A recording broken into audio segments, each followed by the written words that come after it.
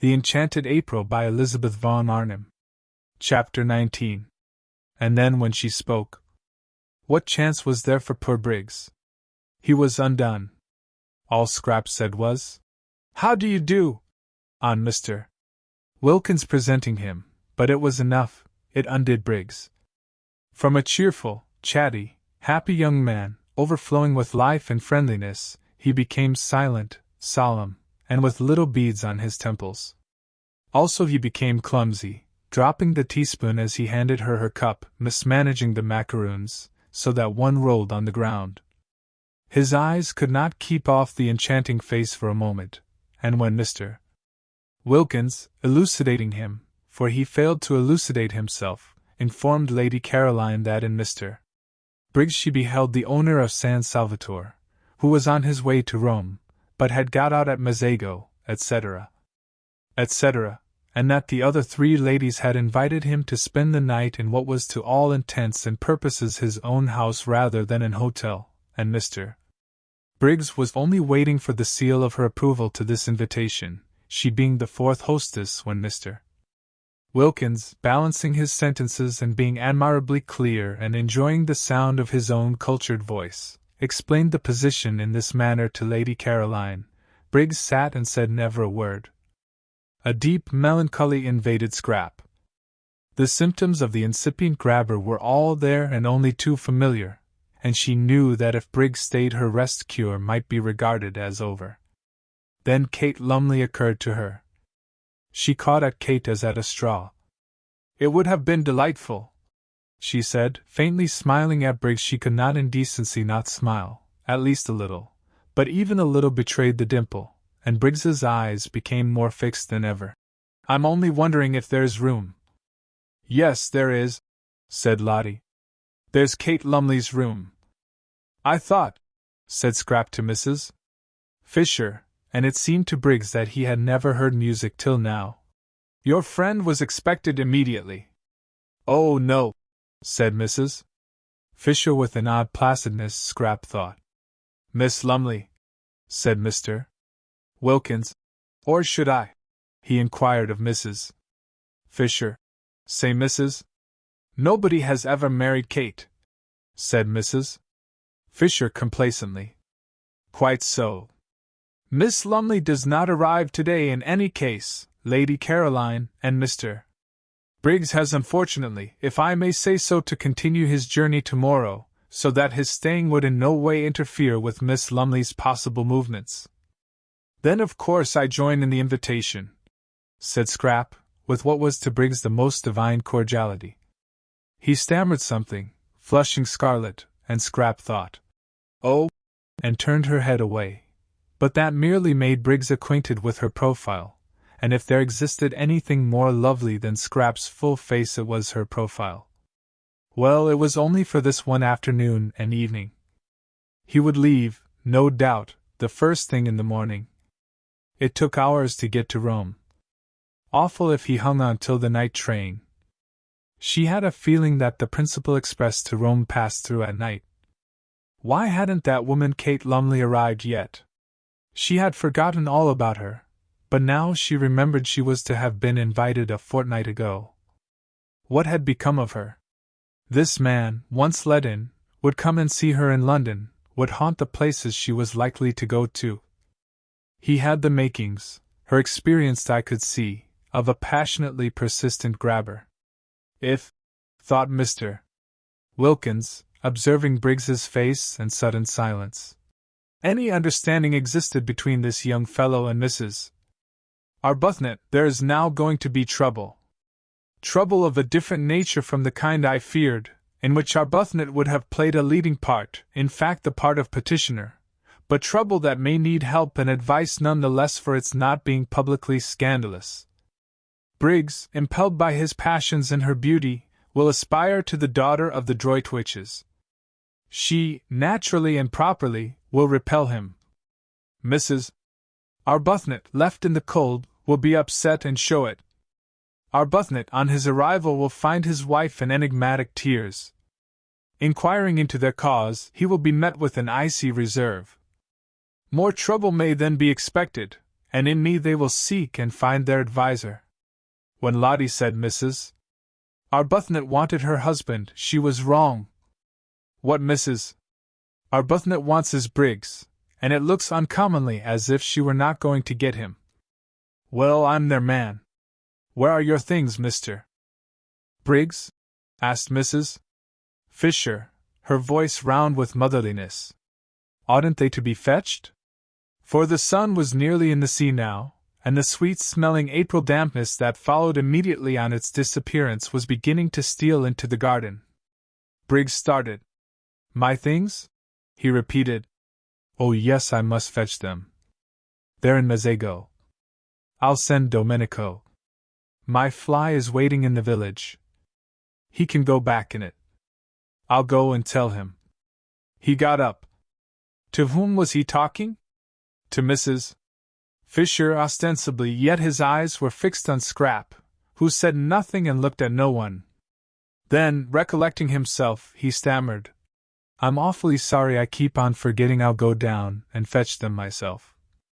We can easily send Domenico, said Rose, and at her gentle voice he turned his head. Why, there was his friend, the sweet-named lady, but how had she not in this short interval changed?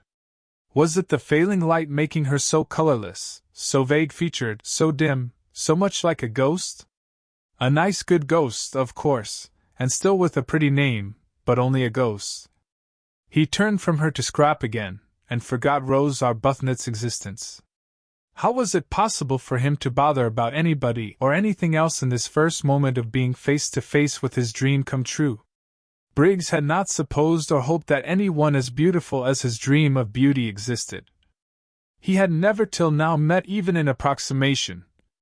Pretty women, charming women by the score he had met and properly appreciated, but never the real, the godlike thing itself. He used to think, if ever I saw a perfectly beautiful woman I should die. And though, having now met what to his ideas was a perfectly beautiful woman, he did not die. He became very nearly as incapable of managing his own affairs as if he had. The others were obliged to arrange everything for him. By questions they extracted from him that his luggage was in the station cloakroom at Mezzago, and they sent for Domenico, and urged and prompted by everybody except Scrap, who sat in silence and looked at no one, Briggs was induced to give him the necessary instructions for going back in the fly and bringing out his things. It was a sad sight to see the collapse of Briggs. Everybody noticed it, even Rose. Upon my word, thought Mrs. Fisher, the way one pretty face can turn a delightful man into an idiot is past all patience. And feeling the air getting chilly, and the sight of the enthralled Briggs painful, she went in to order his room to be got ready, regretting now that she had pressed the poor boy to stay. She had forgotten Lady Caroline's killjoy face for the moment, and the more completely owing to the absence of any ill effects produced by it on Mr. Wilkins. Poor boy! Such a charming boy, too, left to himself. It was true she could not accuse Lady Caroline of not leaving him to himself, for she was taking no notice of him at all, but that did not help. Exactly like foolish moths did men, in other respects intelligent, flutter round the impassive lighted candle of a pretty face. She had seen them doing it. She had looked on only too often. Almost she laid a mother hand on Briggs's fair head as she passed him. Poor boy! Then Scrap, having finished her cigarette, got up and went indoors too. She saw no reason why she should sit there in order to gratify Mr. Briggs's desire to stare.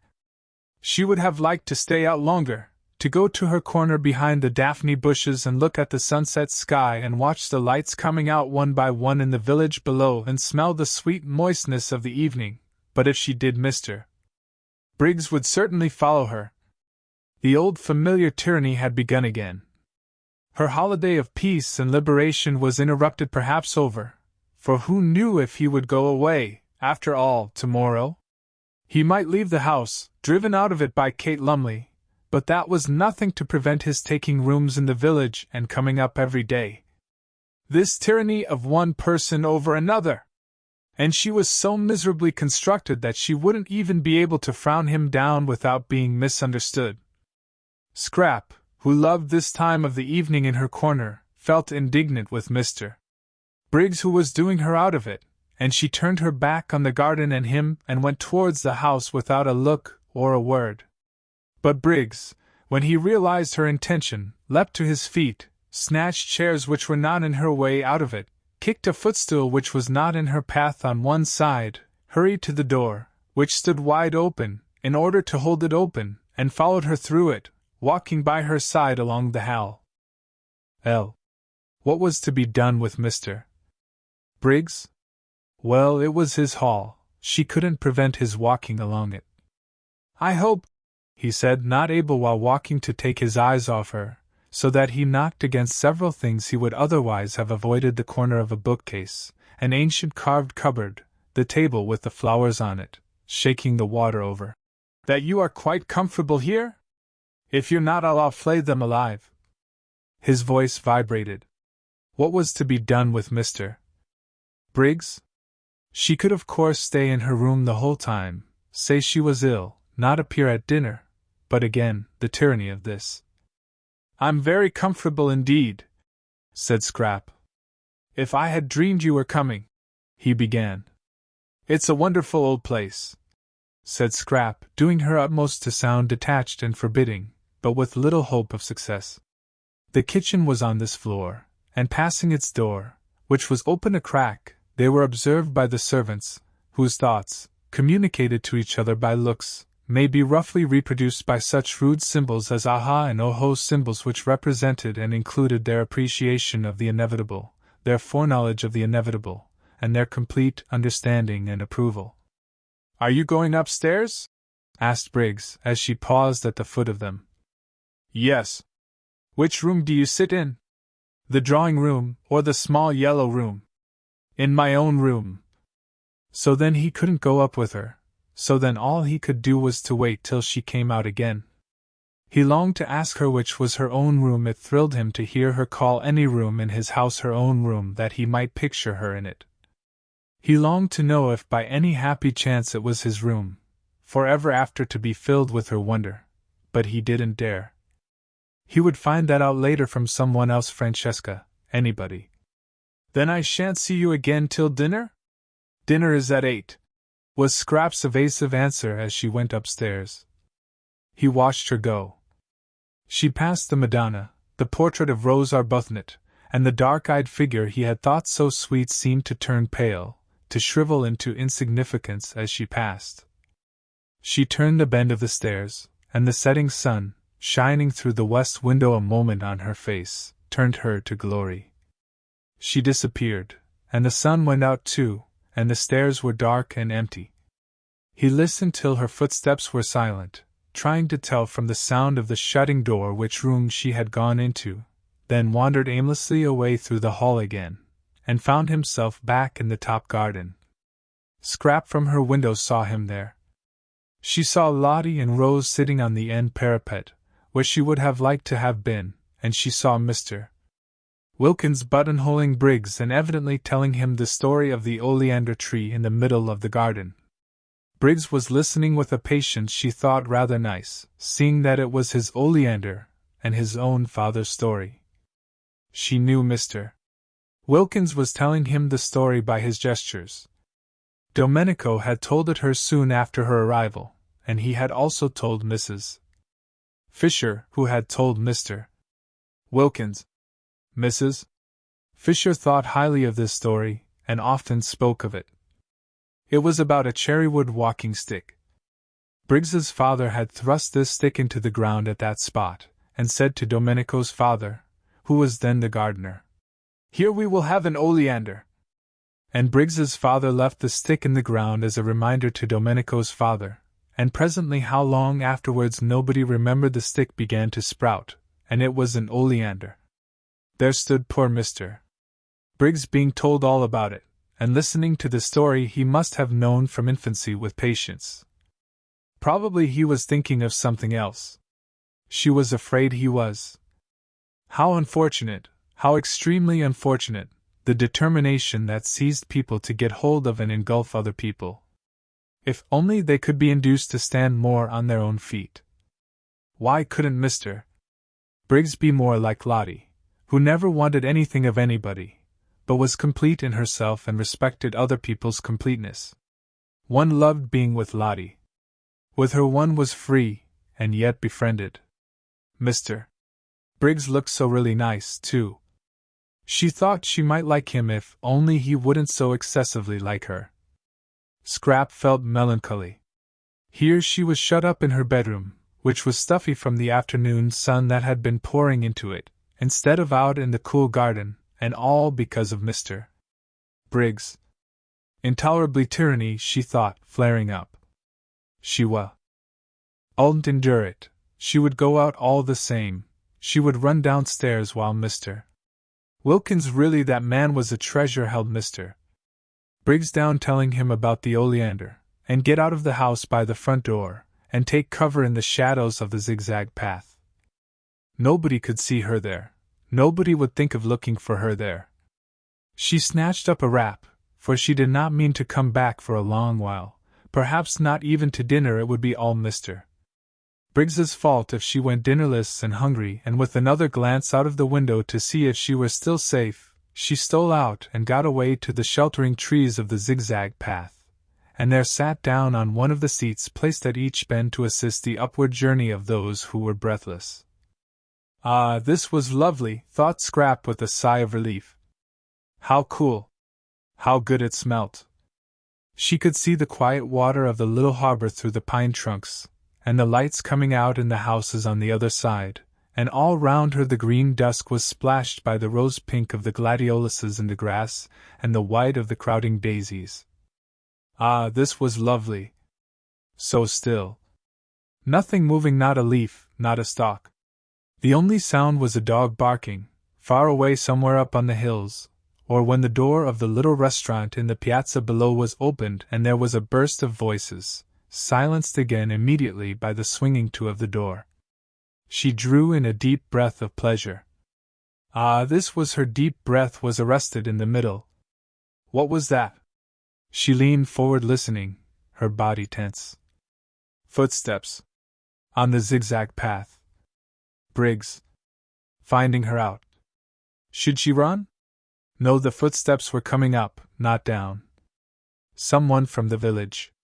Perhaps Angelo, with provisions. She relaxed again. But the steps were not the steps of Angelo, that swift and springy youth. They were slow and considered, and they kept on pausing. Someone who isn't used to hills, thought Scrap. The idea of going back to the house did not occur to her. She was afraid of nothing in life except love. Brigands or murderers as such held no terrors for the daughter of the Droitwiches.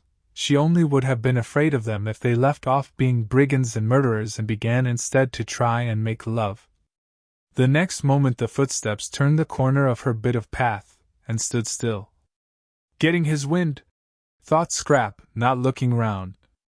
Then as he from the sounds of the steps she took them to belong to a man did not move, she turned her head, and beheld with astonishment a person she had seen a good deal of lately in London, the well-known writer of amusing memoirs, Mr. Ferdinand Arundel. She stared. Nothing in the way of being followed surprised her any more, but that he should have discovered where she was surprised her. Her mother had promised faithfully to tell no one. You, she said, feeling betrayed. Here? He came up to her and took off his hat. His forehead beneath the hat was wet with the beads of unaccustomed climbing. He looked ashamed and entreating, like a guilty but devoted dog. You must forgive me, he said. Lady Droitwich told me where you were, and as I happened to be passing through on my way to Rome I thought I would get out at Mazzago and just look in and see how you were. But didn't my mother tell you I was doing a rest cure? Yes. She did. And that's why I haven't intruded on you earlier in the day. I thought you would probably sleep all day, and wake up about now so as to be fed. But, I know. I've got nothing to say in excuse. I couldn't help myself. This, thought Scrap. Comes of mother insisting on having authors to lunch, and me being so much more amiable in appearance than I really am. She had been amiable to Ferdinand Arundel. She liked him, or rather she did not dislike him. He seemed a jovial, simple man, and had the eyes of a nice dog. Also, though it was evident that he admired her, he had not in London grabbed. There he had merely been a good-natured, harmless person of entertaining conversation, who helped to make luncheons agreeable. Now it appeared that he too was a grabber. Fancy following her out there daring to. Nobody else had. Perhaps her mother had given him the address because she considered him so absolutely harmless, and thought he might be useful and see her home. Well, whatever he was, he couldn't possibly give her the trouble an active young man like Mr. Briggs might give her. Mr. Briggs, infatuated, would be reckless, she felt, would stick at nothing, would lose his head publicly. She could imagine Mr. Briggs doing things with rope ladders, and singing all night under her window being really difficult and uncomfortable. Mr. Arundel hadn't the figure for any kind of recklessness. He had lived too long and too well. She was sure he couldn't sing, and wouldn't want to. He must be at least 40. How many good dinners could not a man have eaten by the time he was 40? And if during that time, instead of taking exercise, he had sat writing books, he would quite naturally acquire the figure Mr. Arundel had in fact acquired the figure rather for conversation than adventure. Scrap, who had become melancholy at the sight of Briggs, became philosophical at the sight of Arundel. Here he was. She couldn't send him away till after dinner. He must be nourished. This being so, she had better make the best of it, and do that with a good grace which anyhow wasn't to be avoided. Besides, he would be a temporary shelter from Mr. Briggs. She was at least acquainted with Ferdinand Arundel, and could hear news from him of her mother and her friends, and such talk would put up a defensive barrier at dinner between herself and the approaches of the other one. And it was only for one dinner, and he couldn't eat her. She therefore prepared herself for friendliness. "I'm to be fed," she said, ignoring his last remark. "At 8, and you must come up and be fed too. Sit down and get cool and tell me how everybody is. May I really dine with you? In these traveling things?" he said, wiping his forehead before sitting down beside her. She was too lovely to be true, he thought. Just to look at her for an hour, just to hear her voice, was enough reward for his journey and his fears. "Of course. I suppose you've left your fly in the village, and will be going on from Mazago by the night train. Or stay in Mazago in an hotel and go on tomorrow. But tell me," he said, gazing at the adorable profile, "about yourself. London has been extraordinarily dull and empty. Lady Droitwich said you were with people here she didn't know. I hope they've been kind to you. You look well, as if your cure had done everything a cure should." "They've been very kind," said Scrap. "I got them out of an advertisement." "An advertisement? It's a good way, I find, to get friends. I'm fonder of one of these than I've been of anybody in years." "Really? Who is it?" "You shall guess which of them it is when you see them. Tell me about Mother. When did you see her last?